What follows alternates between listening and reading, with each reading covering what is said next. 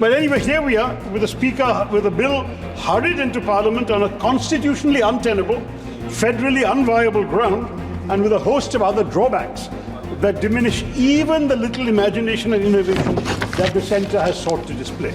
By disasters. But we need, sir, we as MPs from Kerala understand this very well.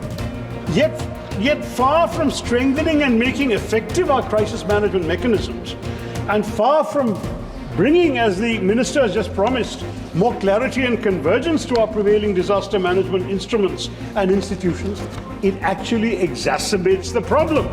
The net result is a greater centralization of the Disaster Management Act 2005 and a top-down approach that will create a chain of command so complicated and heavy that it may collapse under its own weight before even mitigating, much less preventing, any horrific disaster like the landslides in Wayanad. At a hospital suffused with the anguish of countless Indians whose homes and dreams were pulverized by bombardment of rocks and boulders in the early hours of 30th July, I met a young survivor who had endured inconceivable horrors. Just 8 years old, sir. She had lost her father, mother, brother, sister, grandfather and grandmother, and sustained numerous injuries from broken bones to a heavily bruised face. So, Mr. Speaker, Mr. Chairman, this bill, in its ostensible pursuit to decentralize the decision-making process regarding funds, manages to do something utterly bizarre. It dilutes the entire purpose of a National Disaster Response Fund by removing the specific uses for which the fund was intended.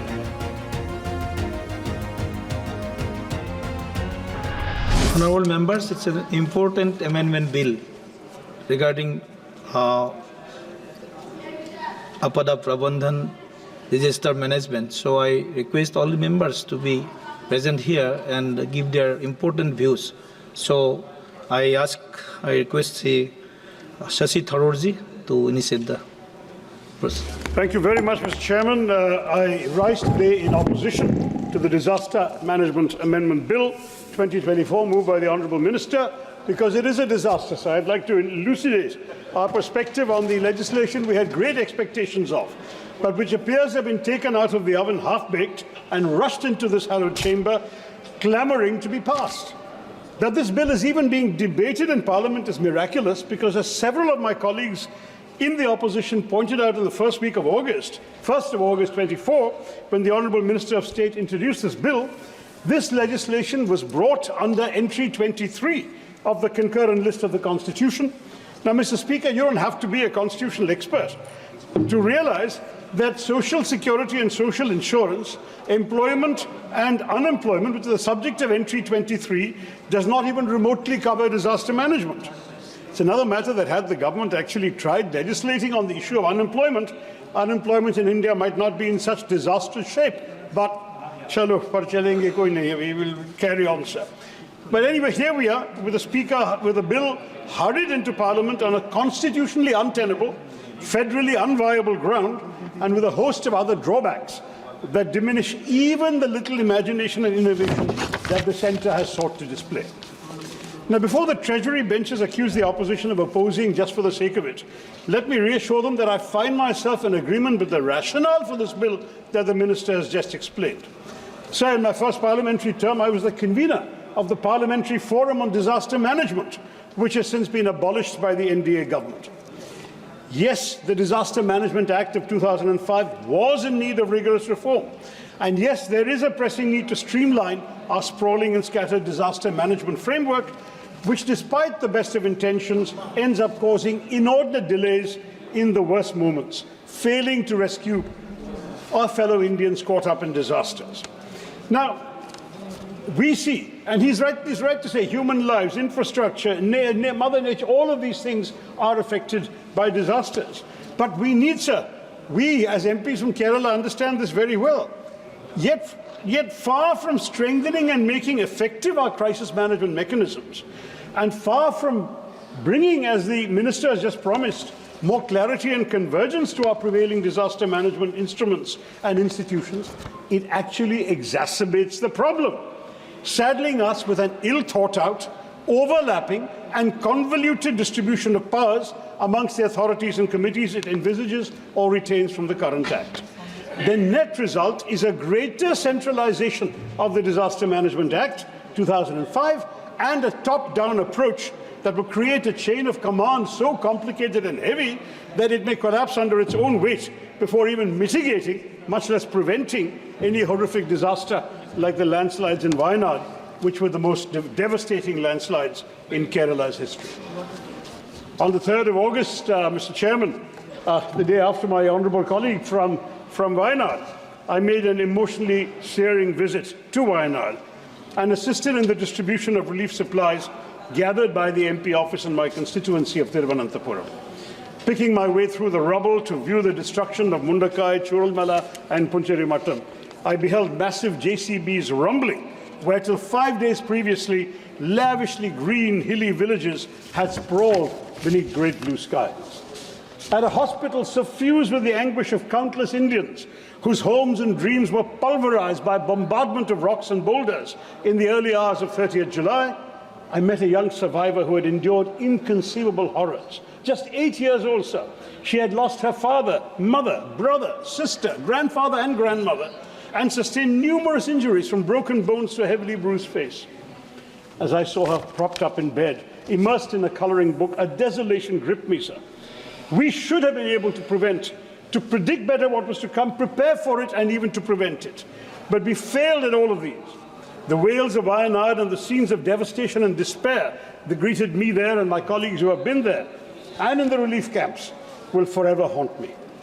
All of us together owed it to the more than 480 people who perished in Wayanad and an equally staggering number who were grievously injured to ensure that no Indian citizen in any part of our country ever again has to endure such a gruesome fate. But this bill, I'm afraid, does not guarantee that. Right off the bat, this bill promises, as I mentioned, greater clarity and convergence in the roles of authorities and committees working in the field of disaster management. But in reality, it confuses and complicates and typically just concentrates power in the hands of the central government. This is evident when the bill accords statutory status to the National Crisis Management Committee and the High-Level Committee, both of which predate this bill, but without explaining why. Pursuant to Clause 6, the Cabinet Secretary will chair the National Crisis Management Committee, with the central government deciding everything: who will be part of it, who will be invited to participate in its meetings, what powers it will exercise, the functions it will perform, and even what procedures it will follow in exercise of the power and discharge of its functions. In other words, though on paper it will be the nodal body to deal with major disasters, in reality it will be a creature of the central government, a timid creature. Nowhere does the government stipulate that such a crucial body should necessarily have ecologists, environmentalists, experts of various kinds who can help us predict, prevent, prepare for, and mitigate natural disasters. This disdain for expertise, Mr. Speaker, is a recurring theme of this bill. Now, given that we already have a National Executive Committee, which is empowered to act as the coordinating body, a National Disaster Response Force for targeted responses, and the overarching National Disaster Management Authority, what is the utility of this committee? Will it not just serve to convolute the chain of command, to delay response time in situations where tardiness can result in the loss of tens of thousands of lives?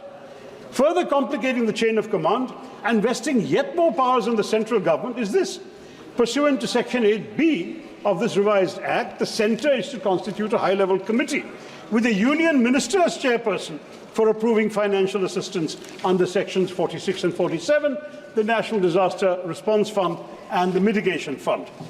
Now, ultimately, both these funds shall be applied in coordinates with the guidelines laid down by the central government in consultation with the NDMA. So there's no autonomy to this high-level committee. So once again, the question arises, what exactly shall be the powers of the statutory body? This bill, Mr. Chairman, institutionalizes inadequacies and inefficiencies, especially at the central government level, whereas pre-existing bodies with functions not clearly demarcated, overlapping with those of other institutions, have been given statutory recognition. The National Disaster Management Authority, the national linchpin of this Act, remains enslaved to the Ministry of Home Affairs and has no administrative or financial powers of its own, having to route even its minutest decisions through the Home Ministry. A needlessly arduous and time-consuming process. It's also been reported in the media that the NDMA is massively understaffed. I was hoping the minister would address that in his reply, at least if he's not done so in his introduction. The buck has to stop somewhere, Mr. Chair. And for better coordination of disaster management and mitigation efforts, the NDMA should have been it. They should have been upgraded to a department of the Government of India, even if not to a ministry, but it remains subordinate to the Home Ministry. Even the question of its leadership has not been satisfactorily addressed. It's officially chaired by the Prime Minister. It's normally overseen by a Vice Chairperson, who has the rank of a Cabinet Minister. But bafflingly, Clause 3 of this bill says any member of the NDMA is authorized to perform the day-to-day functions of the authority, forgetting that the political heft of a ministerial rank is vital for dealing with states and other ministries and departments of the Union. So, Mr. Chairman, this bill, in its ostensible pursuit to decentralize the decision-making process regarding funds, manages to do something utterly bizarre. It dilutes the entire purpose of a National Disaster Response Fund by removing the specific uses for which the fund was intended. One of the most pressing criticisms of the old Act was the excessive centralization of fund allocation. Many of our states have complained about this, especially when disasters are categorized as severe. The debilitating human cost of such a disaster demands from the centre a sense of urgency, completely absent in the proposed framework. That the centre is bereft of the sense of urgency, let alone of any compassion. It has proved very often, especially when disaster relief funds from the NDRF were casually denied to Tamil Nadu and only disbursed to Karnataka after an inordinate delay. In 2023, when Tamil Nadu and Karnataka found themselves on the brink of catastrophe, they were compelled to move the Supreme Court to access the much-needed NDRF funds. Funds they had a claim to. In Karnataka, and yes, Himachal has been mentioned, others I'm sure will do so. Let me speak of the cases I know. In Karnataka, 196 out of 236 taluks had been officially designated as severely drought-affected by the Interministerial Central Team, and the subcommittee of the National Executive Committee recommended financial aid for the state, but despite this, the state, Congress-ruled, I admit, had to wait over 6 months to receive the funds, long after the prescribed 1-month period following the IMCT report. This deplorable delay deprived the state of essential resources to protect its citizens and frankly violated their fundamental right to life of the people of Karnataka. Tamil Nadu suffered a similar fate as well, especially in the aftermath of Cyclone Michaung, when there was a complete dearth of necessary funds and the central government was indifferent. Now, while we in Kerala had long been demanding that the Wayanad landslide be declared a national disaster, this request was dismissed in a letter to me by the MOS Home on 10th November, claiming there were sufficient funds in the State Disaster Relief Fund. The justification provided was that existing guidelines on the SDRF and NDRF offer no provisions for such a declaration. The lack of financial aid from the NDRF, under the perversely misguided assumption that the SDRF would suffice, has left us in an unenviable position, sir. With no interim aid forthcoming, Kerala has been left with no option but to insist on the declaration of a landslide as a level 3 disaster, which will at least allow for the mobilization of some resources and support. But many of us had raised this much earlier. No sooner had the landslides ravaged Wayanad, I wrote to the Honourable Home Minister on the 31st of July, requesting him to recognise this monumental cataclysm as a calamity of severe nature in terms of paragraph 8.1 of the MP Lads guidelines. So we could have all helped at that time. We could have recommended works up to £1 crore, I beg your pardon, from MP Lads funds. But the request was ignored. The Minister of State wrote to me in early November to tell me that the Inter-Ministerial Central Team, IMCT, had visited Wayanad from the 8th to 10th of August, and the central government would take action based on its request. August, sir. They're supposed to take action within 1 month according to the existing Act. To this date, no action has been taken, and no additional funds have been arranged for Wayanad, sir. How can we accept this? Now, this bill, Mr. Chairman, is an excellent case of minimum decentralization, maximum declamation, at which, of course, this government excels. Indeed, even one of the bill's better provisions is undermined by the government's refusal to walk the talk. I refer to the creation of separate urban disaster management authorities in state capitals and cities with municipal corporations, except Delhi and Chandigarh. This has been introduced to foster greater coordination than what is possible under the disaster management authorities in our big urban centres. But even while it takes a step which otherwise I would have applauded, the centre fails to provide for any necessary financial devolution, without which this measure will be toothless, sir. While the government appears to have recognized that district administrations across India should tackle emerging threats on their own terms and in line with local conditions, it has overlooked the dismal fact that in our country the total municipal expenditure accounts for barely 0.79% of GDP. Paise kahan hai? Given that this bill focuses on disaster risk reduction rather than post-disaster management, it's crucial that the government realize that urban local bodies need to be financially empowered, as in other countries, to amass resources to institute, equip and run urban disaster management authorities and discharge their risk reduction obligations to the letter. For risk reduction activities to be conducted at the local level, the creation of infrastructure that bolsters the vitality and vigor of urban local bodies is vital. But this bill is silent on the issue, offering no real resources to revitalize India's urban local bodies. Now, this creation of these bodies could have been a good step towards sustainable urban spaces, but it will be useless without effective devolution of finances and authority, Mr. Minister. This needs to be amended, this half-baked provision. Another damaging aspect of this bill: it seeks to weaken the National Executive Committee and the State Executive Committees, staffed to the level of secretaries to the governments of India and the states, which are supposed to formulate national level and state level disaster management plans. If this bill passes, the NDMA and the SDMAs will instead assume this power. At the same time, these committees will remain the coordinating bodies for relief, rehabilitation and reconstruction during and after natural disasters, saddling them in effect with the responsibility for exercising disaster management plans that they did not formulate. So you've got to execute something that you did not actually come up with. This flies in the complete logic of the original purpose of these committees, which was to foster greater collaboration amongst various ministries, sir, of the union and state governments. Federalism, cooperative federalism. Where is the cooperative federalism here? So the bill's major weakness has throughout been its inability to innovate on institutional mechanisms to deal with disaster risk. Although it achieves coordination for greater risk management, it offers no clarity on how to achieve such coordination in practice amongst a wide range of institutions, split both vertically and horizontally, and including non-government, private and civil society elements. By the way, Mr. Chairman, and the Minister has not noted this, disaster relief, rehabilitation and reconstruction is still not a justiciable right in India. The Indian state has for far too long undertaken relief measures as an obligation, not a duty.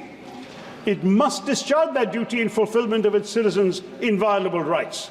This has been an issue for years, but the bill would have been an opportunity to fix it, because we are learning lessons from what hasn't worked in the earlier version. You have instead squandered it, Mr. Minister. You will, of course, carry out relief assistance up to your whims, your political expediencies. You may provide ex gratia compensation. You may provide relief items, compensation for destruction of houses, etc., destruction of boats, fishing equipment, farming equipment, etc. But all of this will vary from place to place, and it must change. Disaster relief must be a fundamental right of all Indian citizens. It's also important, so one important negative factor of this bill that testifies to its lack of imagination, creativity, and reluctance to accept the bleak realities of our environment. On 25th of July, the Honourable Minister of State for Science and Technology and Earth Sciences told this House, sir, that the government has no plans to classify coastal erosion or heat waves as notified disasters under the Disaster Management Act 2005. Now, this, is crazy. We need to expand the list of notified disasters given our own experience since the Act was passed in 2005. To this day, the disasters eligible for assistance under the NDRF remain limited to cyclones, floods, droughts, earthquakes, landslides, and so on. Coastal erosion and heat waves are conspicuously absent. This narrow, outdated definition of disaster stands in contrast to the growing global consensus that recognizes coastal erosion and heat waves as climate-related disasters. The devastating impacts of these calamities on ecosystems, on human health, are no longer matters of debate, sir. My own constituency has lost 65 square kilometers to coastal erosion since I became the MP. I've said in this House and in a letter to the Prime Minister, if we had lost 1 inch to the Chinese, we would have made it a national issue. We have lost 65 kilometers to natural disasters. We don't seem to care. I'm sorry, sir. According to the All India Meteorological Department, 2024 has witnessed already a staggering 536 heatwave days, the highest in nearly 14 years, and between 2013 and 2022, heat waves and sunstrokes claimed more than 10,000 lives. And yet, the government obstinately refuses to acknowledge this disaster looming over us. The Disaster Management Act was passed over 19 years ago. It might not have anticipated that climate change would get so bad and that coastal erosion and heat waves would transmogrify into such a formidable challenge in the future. But why not this bill? If this bill has learned any lessons in the last 19 years, they should show them here. Why could it not devise a mechanism to grapple with this burgeoning crisis? Though the Disaster Management Act's definition of a disaster is actually broad enough to encompass climate-induced events, its statutory list remains static and unimaginative. It obstinately ignores the realities that our citizens are enduring, sir. This is a dangerous oversight, as the impacts of such events, widespread loss of life, destruction of livelihoods, are no less severe than the devastation wrought by floods or earthquakes. In failing to adapt, we risk exposure to avoidable calamities. The government demonstrates its indifference to the plight of those numerous Indians who perished because of heat stroke or lost their homes and livelihoods to coastal erosion. Therefore, the NDMA needs to enhance its capacity to prevent climate change from becoming disasters, such as unprecedented landslides in Wayanad's case, heat waves and storms. Let's not forget, sir, that amongst the primary contributors to the Wayanad calamity were a host of issues, not just excessive rainfall, as the Home Minister mentioned. These were widespread deforestation, with 62% of Wayanad's forests having disappeared since 1950, ceaseless soil erosion, made more relentless by rainwater seeping into loose topsoil, which reduces soil cohesion and contributes to landslides, and soil piping, the formation of underground tunnels because of subsurface soil erosion. I won't go on, sir, but the fact I want to say very simply is that climate change is worsening the situation, especially with more flash floods and landslips being triggered by merciless, ruthless monsoons. With the warming of the Arabian Sea creating deep cloud systems which result in brief spells of ruthlessly intense rainfall, Kerala will be yet more vulnerable to landslides. We must take stock of these facts, uncomfortable though they may be, and seek to confront them head on, Mr. Chair. Sir. Thank you. Sir, I will wrap up. I just need 2 minutes for one last point, sir. We wanted this bill. We wanted it to be imaginative and innovative, but we have seen none of that. We have not seen financial administrative preparedness. Instead, it is just a testament of the government's insistence to rush it through Parliament. But let me ask the Honourable Minister in all earnestness, what good will bulldozing this bill through Parliament do if it cannot prevent another Wayanad? Where are the provisions for disaster prevention, like landslide mapping, coastal protection measures?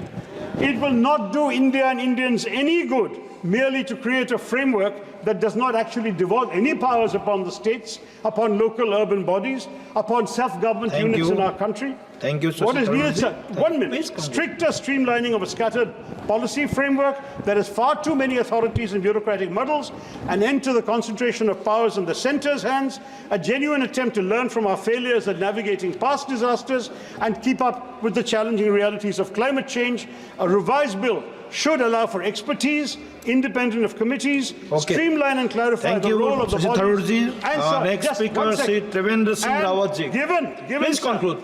It should also give MPs a right to be heard. 1 second. I'm just finishing. Please complete. It should make disaster relief a legal right, revive the parliamentary forum on disaster management to give the MPs' views a chance to be heard. Okay. And this bill does not have any of these qualities. Therefore, it must be returned to the drawing board, and I urge the minister to withdraw the bill. Thank you very much, Sanjay. Stay ahead with our cutting-edge news app. Instantly access the latest shorts in just 1 minute and breaking news in just 50 words. Download now for a smarter, faster news experience.